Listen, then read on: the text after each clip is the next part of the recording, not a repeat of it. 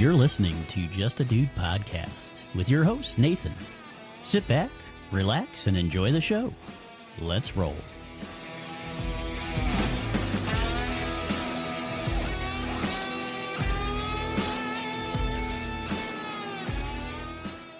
What's up, dudes and dudettes? Welcome back to Just a Dude podcast, where we dive into real stories with real people. Today, I've got Michelle Clifton joining me. She's a cozy mystery author, a mom, and a homeschooler, basically a superhero juggling a million hats. We're talking writing, wellness, and how to keep it all together when life gets wild. Michelle, welcome to the show. Give us the quick rundown. Who is Michelle Clifton? Hi, Nathan. Thanks for having me. I grew up in Durango, Colorado. I was a small town girl. I now currently live in Cape Coral, Florida, which is the largest city in Southwest Florida. It doesn't feel like a city. It feels kind of like a town because it's mostly suburbs of Fort Myers. But I grew up hunting, camping, boating, cooking food from scratch, gardening, homeschooling kids, raising chickens, all kinds of fun things. So I'm kind of a small town girl in a bigger city now, but still trying to do small town things. And I write murder mysteries. Yeah, that's awesome because just hearing your background, I have to assume, and I'm just going to go into this, but growing up in a small Colorado town, camping, hiking, hunting, that had to have influenced your outlook on life, right? Absolutely. We really miss it, actually. I love being down here. But there's something really special about just being in nature. And we were just always in nature. It's so therapeutic. And it really shaped me. I think I'm kind of like a survivalist at heart. We went through Hurricane Ian down here. And it was, first hurricane I've ever been through, one of the biggest to hit our country. And I thought we did pretty darn good, probably because of our country background.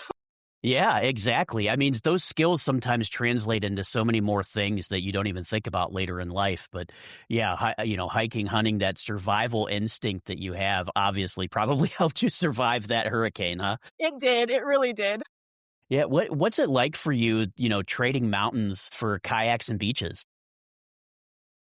There are two different types of beauty, honestly. The biggest reason we traded is I have some health conditions that don't do so well in the cold. And so trading mountains for beaches has been really healthy for me because I love the heat. I know everybody's like, Florida's so hot. You're like on hell's doorstep in the summer. And I'm like, it's divine. So I love it. I do miss the mountains. I miss that crisp, fresh air that you get. It's an icy air that, I don't know, it's just so fresh. It smells different than anything else. Yeah, fresh mountain air, yeah. When you think about the ocean, there's that salty sea breeze, which is also wonderful, but it's very different. So trading both, I wouldn't say one is better than the other. It really is what you like, but we love being outside. So we've embraced being outdoors in Florida. That's why we do the boating and the kayaking and Florida hiking. Yeah, and I've done that quite a bit myself as well. My wife and I have frequented Florida, and we're campers as well. So we have a travel trailer that we take with us, and we've been all over the country. But yeah, just like you, I love being on the kayaks. I love beaches, but I also love the mountainous views and being in the woods and things like that. So it's like trying to find that balance makes it, kind of makes life worth living a little bit. Absolutely. It's hard to find, like in Florida, I've noticed it can be difficult to find a little more like remote areas where there's a little less people, or just wild open nature, because there's a lot of preserves, which is great, and there's a lot of little trails and there's campsites. But coming from the west side of the United States, where there's open land forever, it was very different for us because it wasn't just jump in the car and escape society. Now it's like you got to plan out if you're going to go and try to sneak away where there's really nobody around. Yeah, and it's funny, and you bring up that good point that, being out in the western states, we have, the Bureau of Land Management also has a lot of open land out there where it's just free use, and I live in Ohio, so I'm kind of like you, we have to find a state park, or we do have a national park here, but, it's hard. You got to plan to really get away from everybody to actually enjoy that quiet and comfort of being alone. Very true. And back in Colorado, it was just get in the car and drive, maybe 30 minutes. Exactly. And I mean, Ohio's not that bad. Don't get me wrong, but it is. We still live in populous areas just like you in Florida. So you do have to do a little bit of planning to get away. Yeah. And now, so for you, you've worn a lot of hats. You've been a teacher, chef, chicken vet, writer. How do these roles feed into your creative process? think I pull from everything I've ever done, and then I try to create different characters that maybe have a strong suit for one of the things I have done versus, another one. So I can kind of create a bunch of different people within my own experiences, which kind of helps. Um, just because you can think of like all the different situations I've been in over all the different career type jobs I've had. Yeah. And I can pull little experiences from each and every one and create different individuals. So I kind of am a whole basket of individual characters inside myself. And you know what, Michelle, when we first hooked up and I saw your background and everything, I related to you so well because I've kind of got the same background, a little bit different. Obviously I wasn't a chef or a teacher, but I was a police officer. I was an EMT. I was a 911 dispatcher. I now work in technology. I've worked in patient access. So, I mean, just like you, I've worn different hats. And I think that's what, I really love or has really helped me, to get the podcast going is that because of those experiences, I can really relate to so many folks. But seeing someone like yourself who's had these different career paths is something I really relate to because we both know that you don't have to just pick one thing and stick with it. Oh no, that's what's so wonderful about life. You can have so many passions. It's really actually funny as I was just talking to a friend yesterday. My daughter's a Zumba instructor. I take her class and we were all in class together afterwards. And I was just talking to this friend of mine. And I thought, gosh, you ever watched the movie Groundhog Day? Mm-hmm. I almost, not that I really want to live every day over and over, but the fact that he was able to master so many trades, we were kind of joking, gosh, wouldn't it be amazing? Because I know how to play the piano, but not well. I would love to spend tons of time like just diving into that. And I want to learn to paint and I'm writing. There's all these things I still want to do.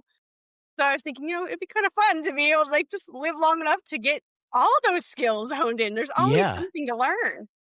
Yeah, and you know what? The one thing that's always working against us with finding new skills or, being able to do new things is time, right? That's the one thing that we don't have. And I like that you used the Groundhog Day because it was like, here's a guy that's doing certain things and now all of a sudden he's living the same day over and over again. And while he goes through different phases, he finally figures out to use it to his advantage, which, that would be great if we could do that in real life, wouldn't it? Yes, and obviously there's a deeper meaning to the story. He needs to be a good person, which of course we're all striving to do too. But absolutely. The idea of actually being able to really dive into all my passions. Becoming a writer has been my ultimate passion for a very, very long time. And so this is the one that I've been working towards very slowly over the years and chipping away at. And it's obviously my focal point in my now, I'm hoping, lifelong career. This is the one I want. But, there is all those side things that maybe someday I'll do too. Yeah, and what's awesome about this, and this makes for a perfect transition, but you've got this rich life that's really fueling your stories. But let's talk about how you turn that into these cozy mysteries.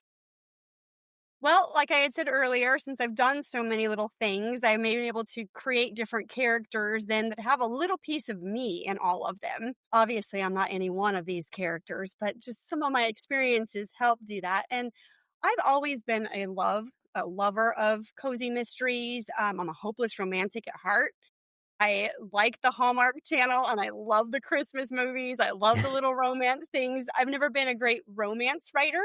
I don't know that I would ever become a romance writer. I'm not sure. I do put romance in my cozy mysteries because I do love a little romance being a romance. Adds a little flavor, right? A little color to it. It does. And since I am a hopeless romantic, I've always just loved movies and books that just kind of give you that happy, fuzzy feeling at the end. But the mystery aspect for me is I've always loved doing puzzles. I've always loved, whether it be video game puzzles with my daughter, actual puzzles, with puzzle pieces, solving clues, escape rooms, any of those types of things. I've always really enjoyed that type of stuff. And I like reading those mysteries, but I don't like nitty gritty graphic things. I don't like to read real graphic violence. I don't like to read, I feel like life, while I try to have a very happy, fun outlook and we do a bunch of those different things, I feel like life can get kind of dark. And I don't want to add to the darkness because everybody has different pain points that are bothering them. So when I write, I don't write for the epic novel that will change your life forever because it's just such an emotional drama. I write so that you can escape whatever you have going on. You can enjoy a mystery. There is murder. I mean, how fun is murder? I try to make it, but it's murder. So there's bad guys and there's still like some darker underlying tones in my books. But what I do is I try to lift it up with kind of some little bit of silly humor. She's my main protagonist, Taryn. She is an amateur sleuth. She's actually a party planner that never wanted to investigate anything, but bodies keep falling in her way and she keeps getting caught up in it. So she kind of has to. And it's one of those, she's very meticulous and really wants to kind of control everything. I think that's part of my personality. It's something I'm slowly like trying to let go of. But so she needs to kind of have a control of the whole situation. And at this point, bodies happen. So for me with murders and the way I write my cozy mysteries, it really is just to be more of an escapism, something fun to read and enjoy, and know that in the end, everything will end up happy and right. And it just all works out because that's the hopeless romantic in me. Yeah. And you know what? I love that because a positive ending is always, a little bit uplifting, right? Especially when we're talking murder mysteries, all these types of things. Yeah. So it's good to know that there's a little bit of a uplifting ending to these stories so that we don't, you don't leave readers down in the dumps, so to speak. Well, no, and there are books that do that. There are that are like just gut-wrenching. And I love that these authors are out there and they exist and they can write this stuff. But that's not how I am in just my life in general, and that's not the type of stuff I typically can read. So no, I kind of write what I want everybody to have. Yeah. I want everybody to have a happy ending in their life. I want them to find the love of their life. I want them to end up just whatever is their joy. I want everybody to be able to experience that because I've been very blessed with a wonderful husband and children, and I just can't stop thanking the Lord for that. And so the book reflects the happiness. And it's so great that you have that, that thankfulness in you and, that you can thank God and for the things that are presented in your life, because I think a lot of us fixate on the negative. I tend to do this on my own. But when we have folks like yourself that can help bring that positive light and shed those positive light into different things like reading your books or any other way that we may interact, I think that helps folks too to stay a little bit more positive and hopefully have a better life. Even though they're, might be reading your books for entertainment, they get a little bit out of it to maybe have a better outlook as to where they're going to go. Absolutely. And I do hope that it's like an escape. I mean, I know everybody has different things and not everybody has found their perfect soulmate. And, I know that not everybody gets a happy ending. I mean, I've been very blessed with my husband, but that's kind of the point. These books are just supposed to be something really fun for you to read. Maybe your life, maybe you're just, maybe you're a nurse and maybe you work, 72 straight hours and you've been in the ER and you're just exhausted because you're saving people's lives. And the last thing you want to read is something about more blood and guts or anything else traumatic. So in this sense, you could pick up my book and be like, okay, I'm going to escape. It's still murder, but I'm going to escape into something that's completely different than my life and just kind of try to maybe therapeutically put behind what you've experienced for the day or the week or whatever it is and just enjoy a little adventure someplace else. And it's so great that you're keying on that moment of escape because so many times we have so many things going on in our lives that just stress us out or cause anxiety or whatever it may be, that sometimes it's nice to just pick up a book that we could go into, escape into a different world and just kind of forget ourselves for a little bit, and just focus on this new character and go through this story, be entertained. But, that again, just like you said, but give us a little escape from everyday life or the monotony or, anything that might be bothering us. It's just nice to have that opportunity to escape. I agree completely. And that's another reason that the whole writing is you can take a book outside and outdoors. So I really think that if you're in nature and you can just kind of quiet yourself and get away from everything, it's very healthy for all of us. I mean, everybody's jobs have different stressors. Everybody's life has different stressors. So if we can all just try to find a way to take a couple minutes for ourselves, I think you end up more positive and almost more rejuvenated, Absolutely. Yep, I agree 100%.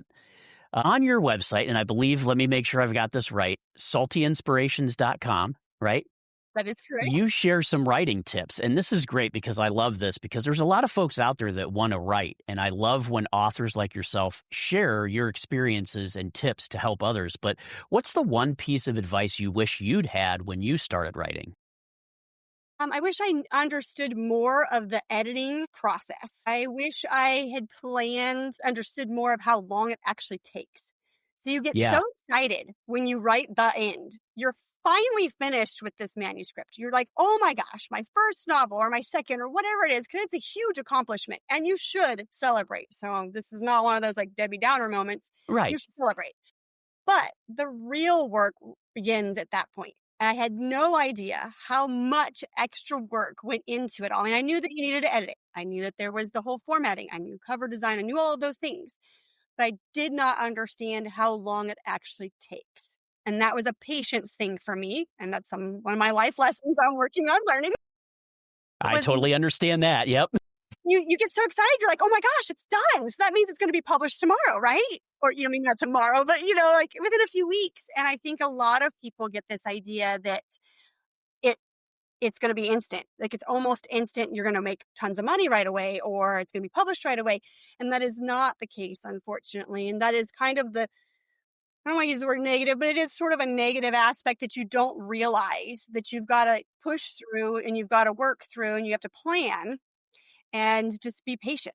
And something none of us want to do in this world, especially right now. Especially now, right? Yeah, if you think about it, we are in a digital age of technology where we're given instant gratification almost everything that we do, right? So when you're writing a book, you see it on the page, you see that gratification, then you send it off to your editor or to a peer to review it, and then it slows down, right? You've had all this momentum and now all of a sudden you're just waiting and you're like, oh, is it good? Is it bad? Right? But the one thing, and I think this is great what you're pointing out. And I've heard other authors say this too, is being an author is not a sprint. It's a marathon, right? Absolutely. The little tortoise and the hare-esque. If you're going to win, you got to be the tortoise.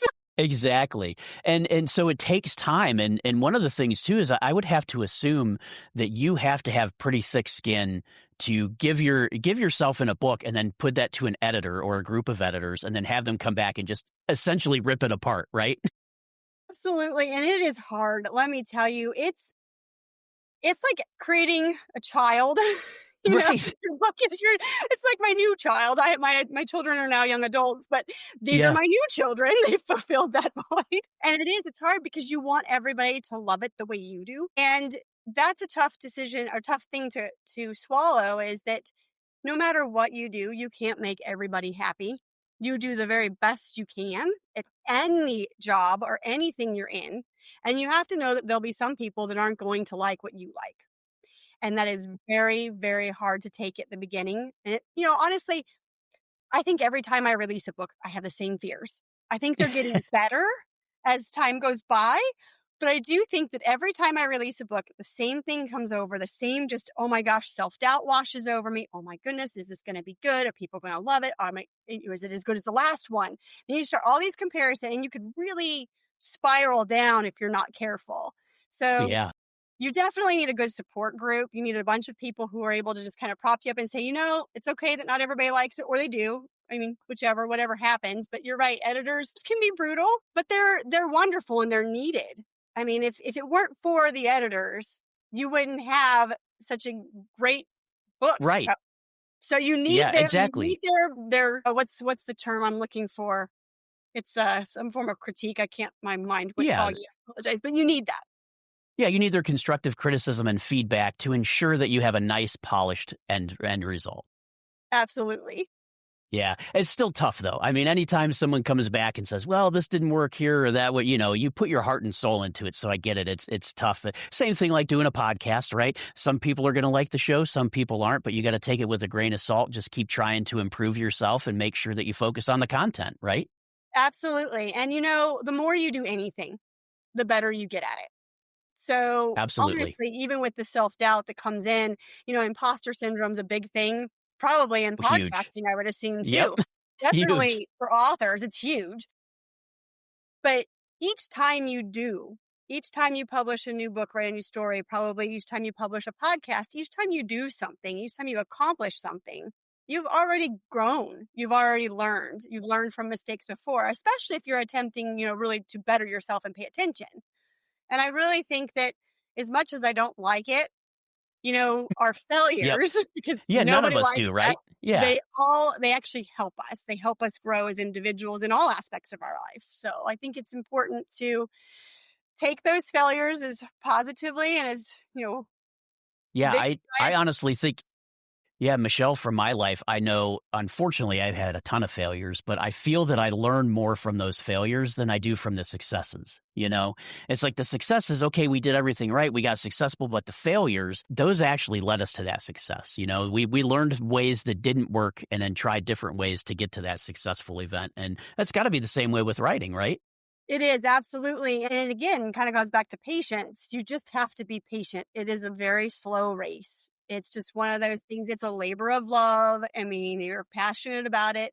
It's a slow race. You have to be extremely patient with the growth process.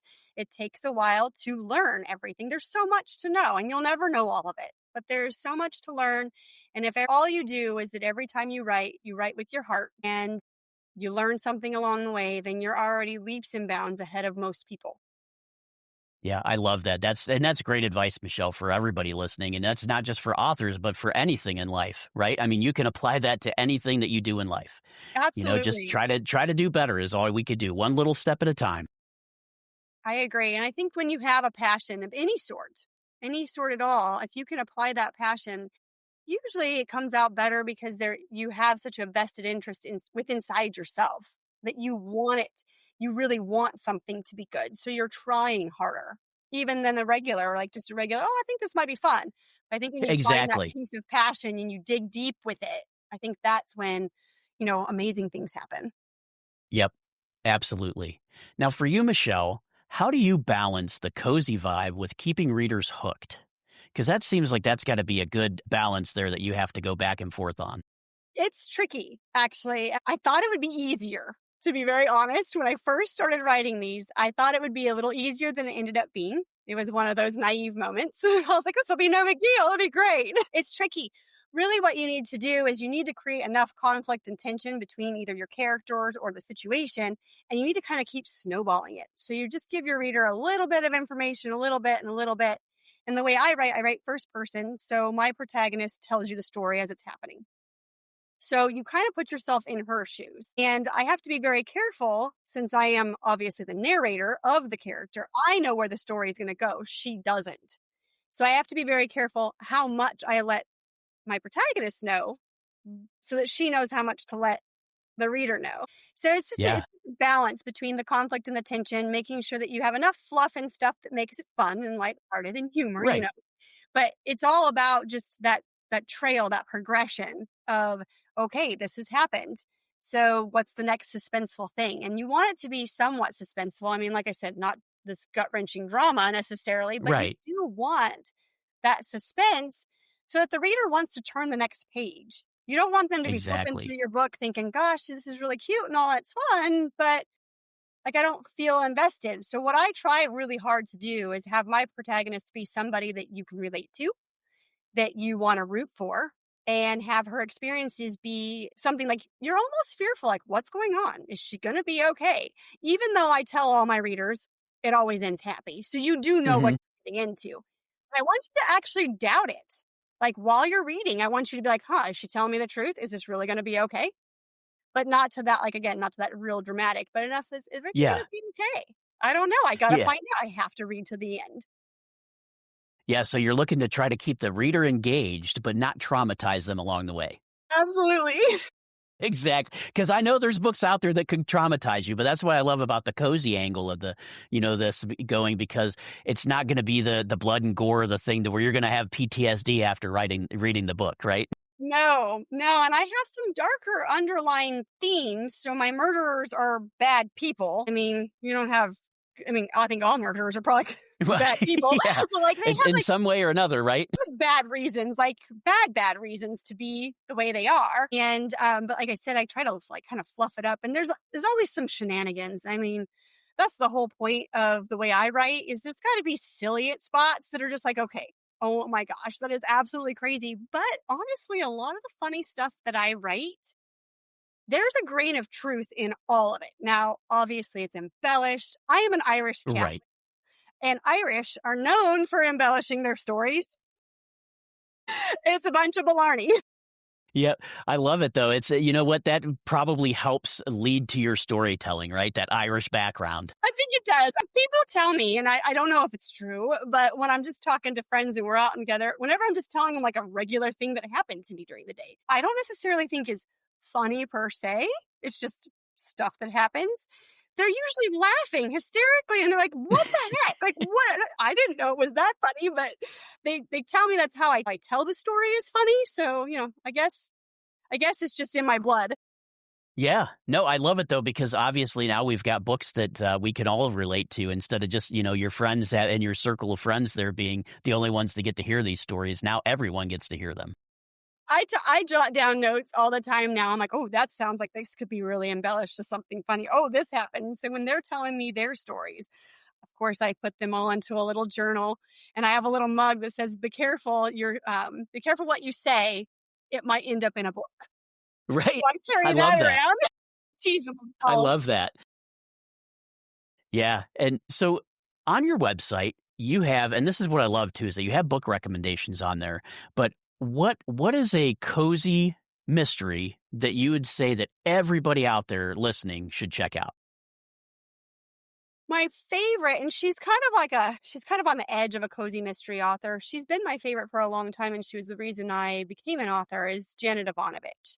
Hers are a little more towards the amateur sleuth side than full cozy mystery. She doesn't have the graphic violence, that kind of thing either, but hers isn't so much completely amateur. Hers is a bounty hunter, things like that.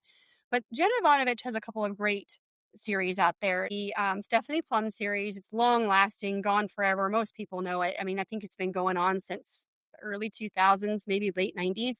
She's got like 30 some odd books out now on just that series. And then her Fox and O'Hara series is pretty fun too. I really love that. I just started a new author to me, Gina Lamagna, and I have loved her series. It's the Kate Rossellini series, and it's been a blast to read as well. And they're both written in more of my style, the way I write. I also have enjoyed Kyra Davis. She writes the Sophie Katz mysteries, and hers are also very similar in how I write. Now, none of these characters, they all have completely different backgrounds. One's like a detective, one's a bounty hunter, another one's a journalist, mine's a party planner. So they're all very different, but it's that same kind of cozy vibe where there's a mystery that needs to happen. 9 times out of 10, there's a murder that needs solved, and it's from the first person perspective, the protagonist's point of view, and she just tells you the story as it goes. Yeah, that's awesome. And so with yours, and your books, are they all a series, or are they different books as far as what you've written? They're a series. They are all considered standalone, so you can read them out of order. Pick one up. It doesn't matter where you can start. But I guess that's where I was going, is where would you, for our listeners out there that want to get into your books and your novels, what would you suggest? What would be a good starting point for them to get into your mysteries? So I've always been a fan of series that stand alone this way. And I've always just preferred to start with book one because typically that's where you introduce the characters. So my book one is Party Planning for Murder. I recommend you read it before Cruises, Cocktails, and Corpses, just because there's a little bit of backstory that I think would be good for readers to know beforehand. And there's a bit of a few incidences that happen in book one, and they are referenced in book two, but not to the point where you couldn't enjoy book two if you had it first. So, I mean, you can start wherever you want. Book three doesn't come out till this spring, but I do have an in between the novels novella coming out this October. And nice. Yeah, so it's a short mystery. It just is a spin. It's part of the same series, but it focuses more on Taryn and her best friend Candace, who is in book one and in book two. There's some romance in book one, a couple of guys in Taryn's life, but this novella is really the two best friends. So it's a little in between. That's awesome. Too. So you get to expand the world a little bit and get a little bit more detailed with the main character. Absolutely. And like I said, you can read whatever you want, whatever order you want, but I think you would enjoy starting with book one, Party Planning for Murder, just because. I mean, it makes sense to me, but I just always like to ask the author first, what do you recommend the best way to start? But it's nice to know that you could pick up book two and still run with it without reading book one. But obviously, let's start at the beginning. Yeah, and it is true. I've been told by many, many people who have read book two that did not read book one, that they loved book two and they thought it was fantastic, and that they do want to go back and read book one now. So just because there's enough little like tie-ins, I mean, they're nothing that would, like I said, disturb BookTube, but there's enough little tie-ins that now they want to go find out what actually happened, in the Right. backstory. So Yeah. That's awesome, though. I love standalone series like that where they could just stand alone on their own, but obviously you're better with the entire series. So that's excellent to know, Michelle. And with your storytelling, I noticed, and I got this from your website, but you are kind of mixing healthy living into your storytelling, right? So how did that combo come about? well, when I first started Salty Inspirations, I was kind of testing out having a blog. Basically, I'm one of those people that like to research everything before I get it done. So I was Hmm. testing out a few little things. I published some little journals, some gratitude journals, some choreography books, different little things like that, just to kind of get used to the publishing world. And I did it out of easy stuff to publish, nothing like a full novel while I was writing the Right. novel. And I do have a lot of health conditions. And so we've had to really change our diet and different things for me to be doing well. And so I thought, gosh, there's other people out there that are in that boat. I should start doing that. So that's still part of my focus. The website has started to grow more towards helping other authors at this point. There's virtual book tours, things that I am a host and I spotlight other authors and stuff. But the healthy living aspect is still on the back end of it. And I still regularly post recipes or little tips for kind of de-stressing or organizing your life in some way. Anything to just kind of keep you a little more sane because our life is so busy. I had originally wanted to Yes. more about homeschooling, but I'm beyond that now because both my kids are out of high school. Right. We'll have homeschooling tips and things, but I haven't published them. So, if anybody listening wants to know about homeschool, send me a message. I'll tell you what I did. I'll tell you what did or Yeah. didn't work. And I'm telling you, homeschooling, two kids, managing your household, writing books, that's a lot of stuff for any person to do. So you're like super mom here. But do you have any go-to remedies or time-saving hacks that can help keep people sane that were in similar situations to you? The time saving hacks would be to prep as much, like make a menu plan. Make a menu plan and stick to it. Even if it's only once a week, if you don't want to plan the entire month because that seems too daunting. The menus will save your life. And I mean, like down to the snacks, especially if you have little kids. Make a menu plan and do as much prep work as you can on one day. Because if you can prep like all your vegetables or make sure everything's out, all the meat's de-thawed, whatever it is that you've planned for your meals, you will be far better off and you'll eat much healthier. So that would be my number one. It sounds silly. And I can tell you Nope. when I fall off that bandwagon, it's brutal. Cause I'm like, I don't know what's for dinner. It's 5:30. What are we going to have for dinner? Like, you look at the time, you're like, oh my gosh, what am I going to do? Yeah, it's so funny because that's where I was going to go. If you're planning this out ahead, now you don't have that conversation that you have every day of what are we going to have for dinner? It's What already can we planned eat? out. You're ready to go. Or the kids, Mom, I'm hungry. What do we have to eat? Now, I will tell you, my son, he's 19. He actually just finished firefighting school. So he's now a firefighter. Nice. Yeah, he's going to EMT school next.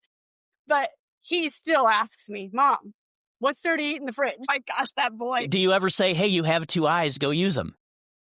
I tease him all the time. I'm like, okay, there's a whole list of leftovers on the fridge. Go and look. That's so funny. I That's think he'll so forever funny. do that to me. Yeah. And another thing, that I noticed, like moving forward after mistakes, because you've touched on this, but any personal story that you're cool with sharing about picking yourself up or something, a mistake that happened where you were able to pick yourself up and keep moving.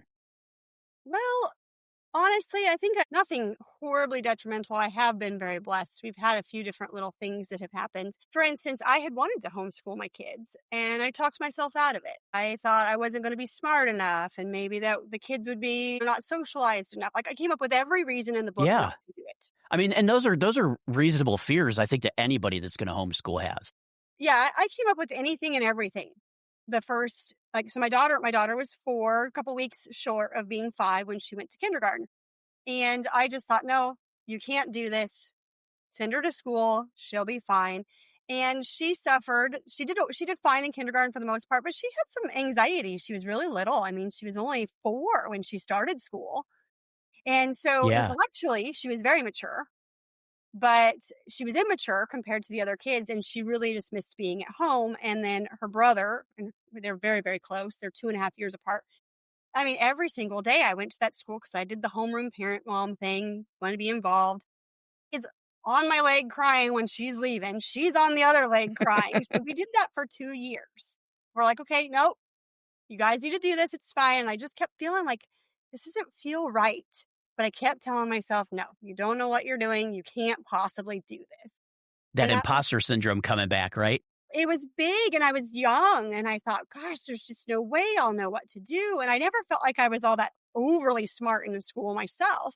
I mean, I got good grades and I worked hard for it, but I didn't feel like, oh yeah, you're plenty smart enough to teach kids. Right. Yeah, So the same way that I would feel. I would not feel like I'd be smart enough to teach my own kids. yeah, and you just don't. You really feel like there's just no way.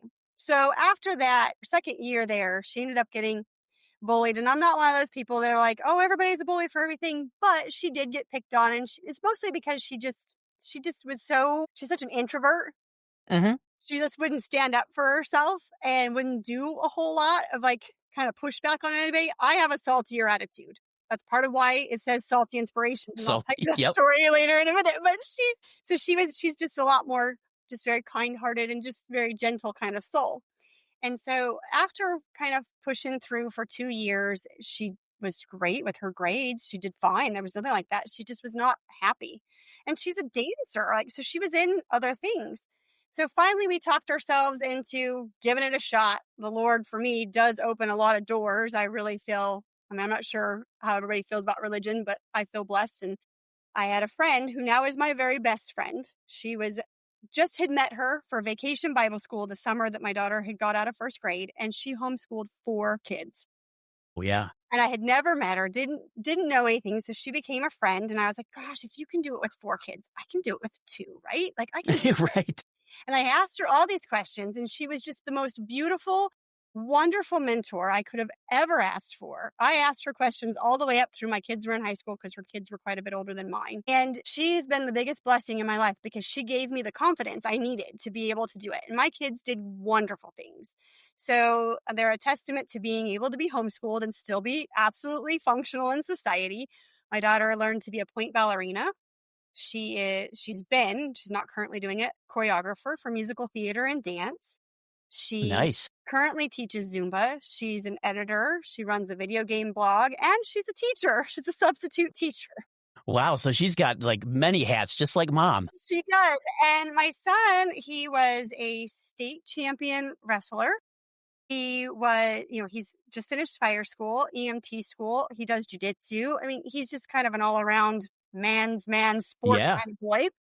I like it. It's just a testament to say that while you can talk yourself out of something, sometimes you need to really open your heart and listen. And for us, it worked.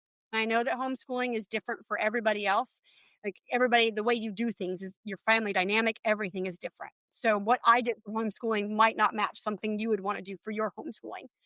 But for us, that was a failure that I really should have picked up because I really should have just done it when I knew I wanted to in my heart. I knew all along it was something I wanted to do. And everything worked out fine in the end because I ended up having enough faith and enough confidence to just take the bull by the horn and say, that's what I'm doing. And here's what we're going to do. And we're going to just go for it. So, yeah. Yeah.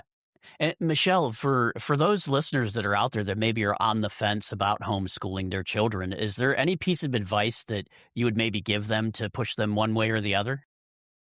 I think my piece of advice would be to, 1, know your family dynamic. What kind of commitment can you really give?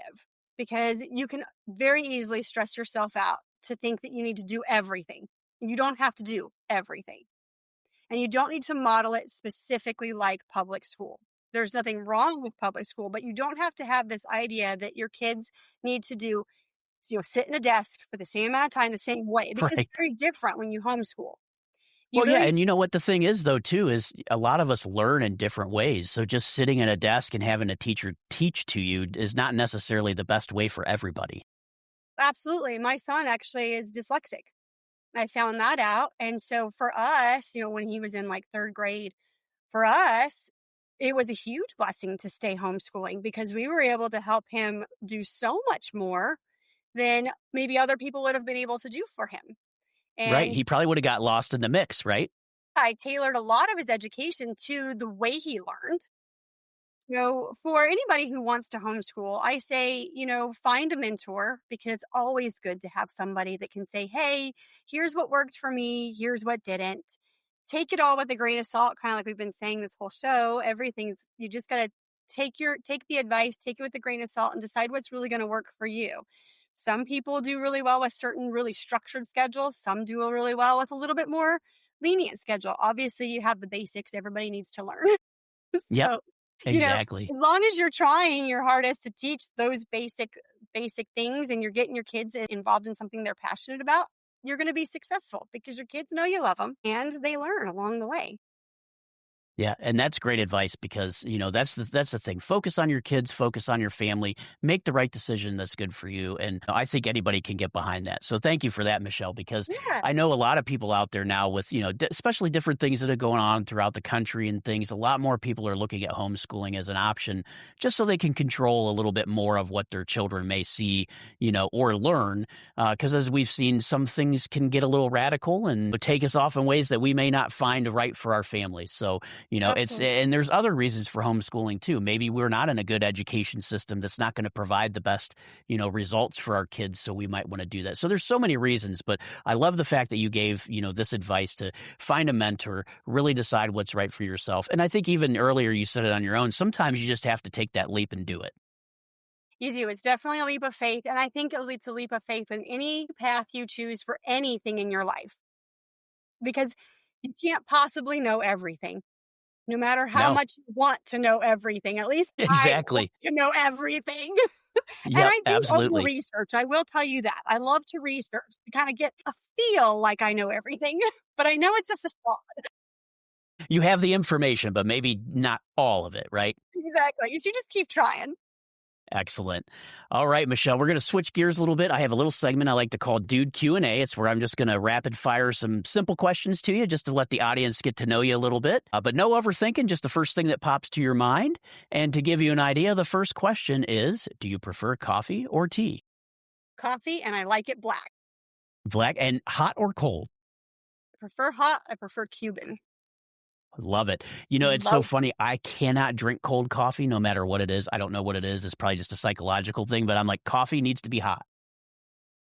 do a few iced coffees, but then you need a little flavor. You need some floof, but I prefer just a nice hot cup. It doesn't matter if it's Me hot in the too. middle of the afternoon, just a hot cup of hot coffee. Me Best day too. ever. I love it. All right. Favorite Florida beach activity?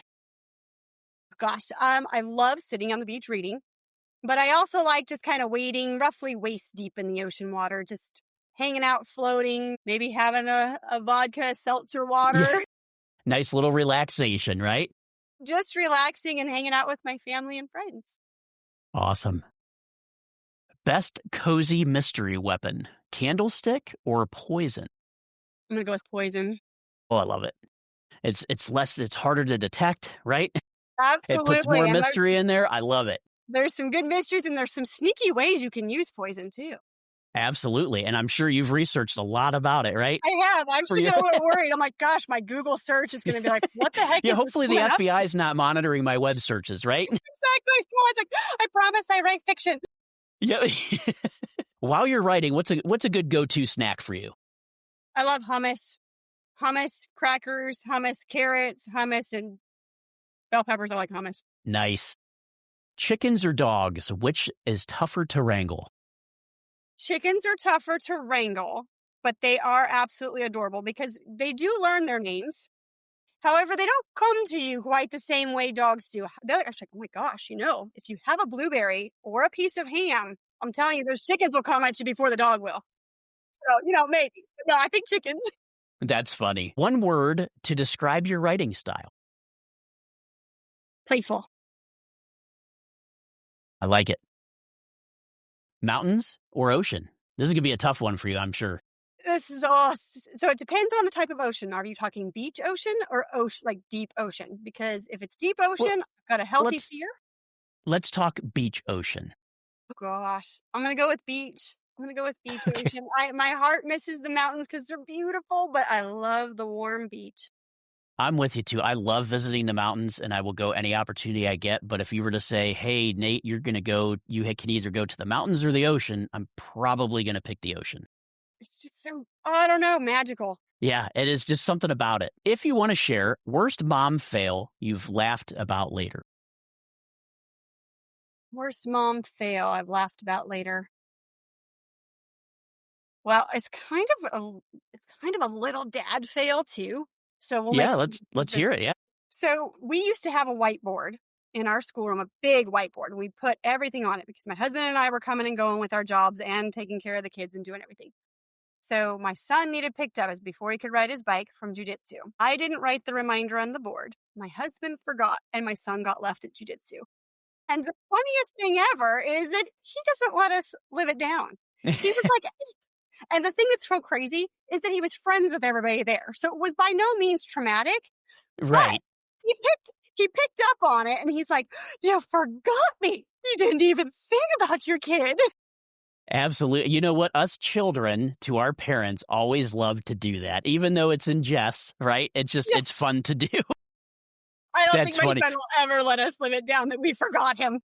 That's so funny. And, you know, it is funny because, like, you sit there and you think, like, oh, my gosh, how could we have done this? And your son's playing into it. But in reality, he was fine, right? He was with people he knew. It wasn't like you left him at a park somewhere in the middle of nowhere. No, he was friends with everybody. And actually, he ended up being an instructor at that same studio because he was there so much. He practically lived there after school hours. So it was absolutely a totally fine place to be. And it was like 15 minutes. But when he tells the story, he has the Irish thing going too, because he makes it sound like he was like 3 hours later and he was starving and there was no. I was there for 12 days without food or water, no shelter outside. Yep, absolutely. That's exactly what I did. I know I have a story that I tell about my parents when they first got AC put into the house back in the 80s when my brother and I were kids. We were outside. We were outside just playing, you know, and we decided we wanted to come in, and my parents had locked us out of the house, and we're staring through the window and they're eating sub sandwiches in the nice AC, and it's 90 degrees out and we're locked out. So we always tell it that way. And my parents are like, we never did that. And we're like, no, you did. And of course we embellish it each time we say it. Not only that, but they were waving at us, telling us we couldn't come in. You know, of course, it was an accident. They didn't realize the doors were locked, but it's just funny to tell. And I love that too, because those are childhood memories that everybody knows that are just absolutely silly. But it just makes such a funny story when you get family gatherings together and you just laugh. It does. There's a piece of you that feels bad. Obviously, we felt bad that we miscommunicated on the board. And your parents probably felt bad that they actually... Oh, yeah, absolutely. But the fact that you can make it so funny, because there was nothing life-threatening about it. It was just ridiculous. Exactly. It's just one of those funny things. And I think it's even funnier when we can embellish it a little bit and make it a little bit more than what it really was, too. It makes it best. You know, my aunts and uncles, there are 7 of them. My mother's one of 7. And my grandma loved to read. And my grandma would go upstairs and read, and they would go down in the basement, and they had to play in the basement for like an hour or whatever so she could read. And they tell the story still is that she locked them in the basement for hours on end. They weren't allowed to come out of the basement while she was reading because they had to stay down there until she was finished. So same thing. We all have them. Yeah, exactly. It's so funny, and it's so great that we can see that, you know, all of us, no matter what our background is, we always have stories like that, which makes us so much more similar than we probably think we all are. It's the relatability, and that's what you put in the books, the stories. So yeah. Yep. All right, last question, and I know you want to get into this because we talked about it just a little bit, but Salty Inspirations. How did we come up with that name? Well, my husband was actually kind of the forefront of it. So I can get a bit salty. It's a nice way of putting it. I have an Irish temper when things don't always go my way. Now, I don't throw things across the room or like really cause a huge dramatic, but I'm not happy. And everybody around me knows. I kind of like, have you ever watched The Incredibles? Yes. On the Disney show, you know, Jax turns into that monster. I feel like I might be that when like tech or something doesn't work. So we're looking and we're trying to come up with this name. I've got these little journals I'm going to do, and I'm trying to find inspiration. I was talking about the inspiration of being outside and how much I love being in nature and how it just inspires me and makes me feel better and invigorates me. So he's the one that was like, you know, we're living the salt life, if you will. We're on the boat, on the beach all the time. And he's like, your attitude's a little salty. And he's like chuckling on the side, you know, and laughing. So it's kind of a combination of me, basically, living here down in Florida now, my new life, from Colorado. And the fact that I have a little salty edge sometimes. And yeah, and my inspirations, the things that I come up with are my inspirations. So yeah. Yeah, I love that. It's funny now that you're living in Florida and close to beaches, you can see those stickers like Salt Life. You should make one for yourself that says Salty Life. Yes, exactly. Right? Do you need a salty life sticker? Exactly. But this is awesome. So that was it. That was it for Dude Q&A. Hopefully that was pretty easy. Just like to ask some, really off the wall questions just to let people get to know you a little bit better. But, Michelle, this has been awesome. And you've definitely got the mysteries, the wellness, a knack for keeping it real. And I really want to thank you for hanging out with me today. But where can the listeners find you? Tell us about Salty Inspirations and what's next for your books. So saltyinspirations.com. That's the main hub of everything that I have going on. I am on Instagram, and it's a Salty Inspirations Instagram, and the same with Facebook, Salty Inspirations as well. I have a newsletter. The newsletter is the best. You can find that on the website, but the newsletter is the best if you want like your free content or what's coming next, because that's kind of where everybody gets their first see of what's happening. Also, because I do try to support other authors and I have the virtual book tours and things on the Salty Inspiration website each month in my newsletter, I showcase those authors as well. So if you're looking for some new books to read, and maybe you've read mine already, maybe you haven't, hopefully you have, but if you're looking for some new books to read, I have all of those that'll be coming out, and each month I host new authors that will give me either a guest post, a character interview, an author post. Sometimes they give me recipes as well. It's kind of whatever they're wanting for their book that kind of ties in. And so the best place is Salty Inspirations. Go with my newsletter, and you can find me on Instagram and Facebook. Yeah, and kudos to you, Michelle, for not only promoting your stuff and your writing, but also promoting other authors as well and helping, lift others up with their writing styles and really, showing people that, hey, you come to Salty Inspirations, you're going to get a lot of stuff and stuff that's not even all me, right? I'm going to introduce you to other writers as well so that we can keep this passion for reading going. Absolutely. The way I look at it is I can't possibly, I hope you love my books, but I can't possibly write enough books to keep any one reader right. Dead. If you love to read, I can produce 2 books a year, and maybe I can speed that up, but that's nothing when my books are fast reads and you can read them in a week or less. Yeah. So and those are the best to read, though. For me, I love those reads. If they're a fast read, keep me interested, and I can get it done in a week or less, I'm hooked. That's the kind of reading I prefer. So that's why I started writing this way. But I also feel, just being a newer author in the author world, I also feel that there was a level of competition that some people maybe didn't, that maybe you thought you should have. I don't feel like I'm in competition with other authors. I feel like we should support each other because, like I said, I can't possibly write enough books. Yeah, So absolutely. If we can join together and make this really amazing community where we support each other and help each other and spread the word of really amazing books, then we're giving back to our readers. And that's the whole point in writing, is to give something to a reader so that hopefully you get the escape that you need from whatever you have going on in your life. So that's part of my inspiration for doing all of this. I do have a writers group I'm part of as well, Southwest Florida Fiction Writers. And I do their newsletter as well. And then I'm actually starting their quarterly magazine so we can start showcasing all of our authors that are in that group. That is such a great idea. I love that because you've got all these writers together. Now you can make a magazine and start putting these stories together and really highlight everything that you guys are doing.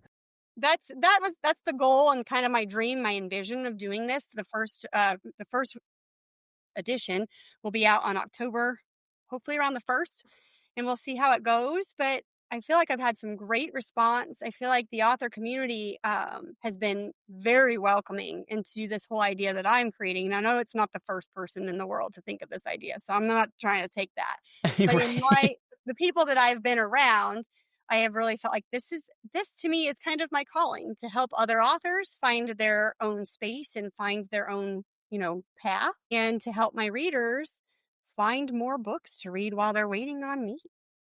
Yeah, I love it. I love it because it just keeps so many people engaged. It keeps the art form going. And really, truly, I think a lot of people may not always think of writing as an art form, but it truly is, right? We're putting, it's instead of paint on a canvas, we're putting words on a page, which is like the paint on a canvas. Absolutely. It is. I would agree. It's completely a form of art, just like painting, dancing, choreography, all of it. I mean, you're an artist as far as the way Absolutely. I look at it. You're an artist. So And we should celebrate that art and make sure that we get it out to anybody that wants to consume it. absolutely. And like I said before, I love supporting other authors. I feel like, again, with what was kind of like the door open type situation, and I definitely feel a bit of a calling that is a path I need to be on. I've had so many new authors come to me like, I've read your first book.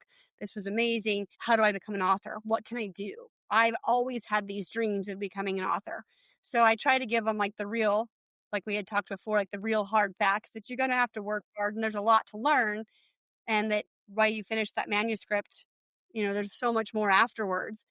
But I also love the whole, let me just, come be my mentor. I'll be your mentor. And then maybe we can learn from each other because there's other authors within my group that are far, far ahead of the game compared to me. And they've helped me. So I just kind of feel like it's one of those giving back circles where, Yeah. you can uplift somebody. Yeah, and it's nice that you're taking your experiences and your blessings and passing that on to others because there's folks out there that may not have the abilities, not, I don't want to say abilities, but the opportunities that you may have. And now you're presenting these and your learnings to help people, maybe avoid the pitfalls that you first fell into and, help them to be more successful than you were when you first started. Not saying you weren't successful, but meaning that you've already got the learning underneath. So if you can help someone learn from your mistakes, why not? I agree completely. And no, I feel like, gosh, I feel like we had said before, there's always so much learning anyway. But yeah, if I can save anybody a little bit of the extra learning steps that I've learned, that I've had to deal with, the potholes I've fallen in, if you will. Yeah, let me tell you, at this point in life, I am way more willing to learn off of someone else's mistakes than making my own. Me too. I think that's what happens when you've made enough mistakes. Whether they're, Exactly. you kind of learn from all that. You're like, hey, dude, why do it the hard way? I'm going Exactly. to go over here and talk to you because I know you have more experience than I do. So I'm going to see what you have to say. And then I'm going to take it. Absolutely. Absolutely. Yeah, Michelle, I could not agree more because we all like to, of course, some things we have to learn on our own, right? We have to make our own mistakes, but not everything has to be that way. So I just love that you're sharing and mentoring and really helping people get get off on the right foot because we do need more authors. There's a lot of books out there, right? We still have a lot of books coming out, but I think it seems like we're trending less and less for readers, and I really hope that by having inspirational authors like yourself that can come and write in fun ways that keep people engaged, like we said, within a week or so, it can really kick off that love for reading again. And hopefully, that can help us as a nation, as a world to enjoy the art form, escape from our everyday lives and really move on to better our lives through books. I couldn't agree more. I mean, one of the most, for me, therapeutic ways of just kind of disconnecting, if you will, is to get a regular book. I mean, I do agree. I love Kindle. I love it on my phone whenever I have to. But ultimately, it's just to get a regular book and go outside. Whether it's sit in the sunshine, sit under a shade tree, sit at the beach, sit in the mountains, go camping with it, whatever it is. I love just being able to be out in nature. And it's just, to me, it's just so peaceful. And I think people who don't realize that, maybe they haven't done that, or maybe they don't realize that reading can be so imaginative, so enchanting. I think they're missing something because it's just it's so good for us. It's good for our It brain, is. for our soul. Yeah, and so for the listeners out there, there's your call, right? Ignite that imagination again by going into a book and reading it and finding it fun and putting your own pictures to the words that are being presented to you. It's such a fun experience. It's such a good way to disconnect, and it's such a good way just to get out of your everyday life and escape into a new world, just even if it's just for a little bit, so why not take advantage of it? I agree completely. I love it. And yeah, that is the best way to escape, I feel like. I mean, you can watch a movie and that's wonderful. Sure. I mean, I love watching movies, so I'm not against TV by any means, but I don't know. When you just get into a book, it becomes more personal to me. Yeah, Because me you too. can actually like fall into that character's shoes. You can become somebody you're not. Yep, exactly. And you get to paint your own picture from the author's words, right? So when we're watching a movie, right, we see what the author's inspiration was if it's a book that's been put to movie, but then we see their vision, the director's vision of it, right? When we read the book, it's our vision. We're the directors of that movie in our head. Absolutely. And then if you Yeah, get into book clubs and you get into book forums, I mean, you guys can talk about it, and then that's, like, super fun. Like, whenever exactly. you have the friend that read the same book as you and you guys can absolutely get into it, I mean, that's amazing. Yeah, and that is amazing. And Michelle, we've covered a lot of stuff today, and you are just been absolutely amazing. One of the things that I try to do with the podcast is take normal everyday folks and share their extraordinary stories. And I think this has been nothing short of that. To see what you've been able to do from, conquering health issues to homeschooling kids to becoming an author, moving halfway across the country. I mean, you've done it all. You've definitely, I know your story hopefully will inspire those out there that maybe want to start writing or that have other, things, homeschooling, whatever it may be. But I know that they can go to saltyinspirations.com. But I want to give you one last opportunity. Is there anything else you want to share with the audience today before we wrap on the episode? I want to say thank you for having me. I don't know that my life is as extraordinary as you put it. I love that you do. I mean, I've done a lot of things and it's wonderful. My big thing for people listening is I hope that you read my books. I hope that they inspire you some way, whether it is out of being an escape from your own current life, whether you want to become an author and you want to send me an email and say, how do I do this? I have a great idea. I want to write a story. Just I hope that everybody continues to try to grow and have a great experience with their life. And so hopefully my books will be something that you can add into your life and give you an escape. And that's a great way to end it right there, Michelle. Thank you again for joining us here on the podcast. And, definitely we want to make sure that our listeners go to saltyinspirations.com, check out all of Michelle's books. You'll also have a guest website or a guest page on my website, justadudepodcast.com. So we'll make sure that that's all set up for you by the time our episode releases. Listeners can go to saltyinspirations.com or justadudepodcast.com, and you'll see all of Michelle's links there as well. Well, that's it for this episode. Please check out Michelle's stuff at saltyinspirations.com. She's got tips, recipes, and stories that'll hook you. If you've enjoyed this episode, please like and subscribe. Just a Dude Podcast is on all popular podcast platforms and social media. Until next time, keep being dudes and dudettes, and we'll catch you on the flip side.